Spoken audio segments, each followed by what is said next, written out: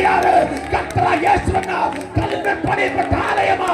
அப்படியாണെങ്കിൽ நீங்கவே ஒரு பாதாளத்தின் வாசலை தொட முடியாது. தொட முடியாது, தொட முடியாது. எந்த சிச்சுவேஷன் தொட முடியாது. அடுத்த சொன்ன வார்த்தை,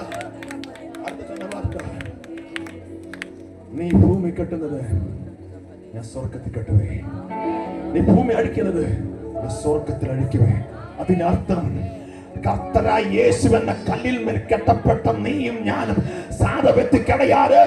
നീ വ്യത്യസ്തമായ വ്യക്തി, നീ സാധാ ആൾ കിടയാറ്. നീ ഒരു പല സൂപ്പർ നാച്ചുറൽ, നീ ഒരു സാധാ വ്യക്തി കിടയാറ്. ഉന്റെ വായിനാൽ സകലം നടക്കും.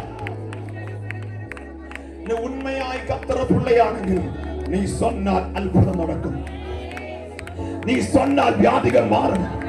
നീ சொன்னால் சுகம் உண்டாகும். நீ பல நெகட்டிவ் வார்டு பேடி பேசுற தேவை கிடையாது. கர்த்தர் பிள்ளையே, உண்மையை கண்டு நம்புற பிள்ளையே, இந்த வாயில நெகட்டிவ் வார்த்தை வேண்டாம். உண்மை வார்த்தை சொல்ல அவர் இறங்கி வருவார். நன்றி ஆண்டவரே, நல்ல வேலைக்கு ஜெபிக்கிறப்பா. இந்த நைட்டு வேலை கர்த்தர் எங்களோட பேசணுமே அப்பா. என்னோட பரிசுத்தத்தை நம்ம ஊற்றணுமே அப்பா. ஒரு பயங்கர அபிஷேகம் ഇതിനകത്ത് വീഴുവതാകെ ആണ്ടവരെ. ചില നോയികൾ മറയണം, ചില വ്യാധികൾ മാറണം. കർത്താവ് പിശാചിൻ ബുദ്ധികൾ മാറണം ആണ്ടവരെ. இந்த இடத்தை ஓலிக்காரன் மேல் கதவிட்டிருக்கிற சகல மக்கள் மேலும் தேசத்தில் அதை கர்த்தாவே ஊடாடி வாழ்ந்த அசுத்த வல்லமையை இயேசுவின் நாமத்தில் உடைக்கியான ஆண்டவரே.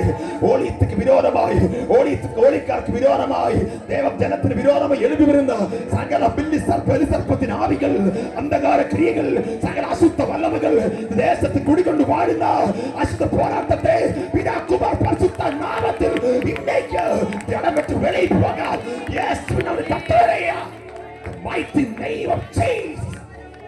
அதிசய காரியம் செய் இயேசுவின் நாமத்தில். ஆமென். எல்லாரும் கரடாட்டு. ஹalleluya, ஹalleluya.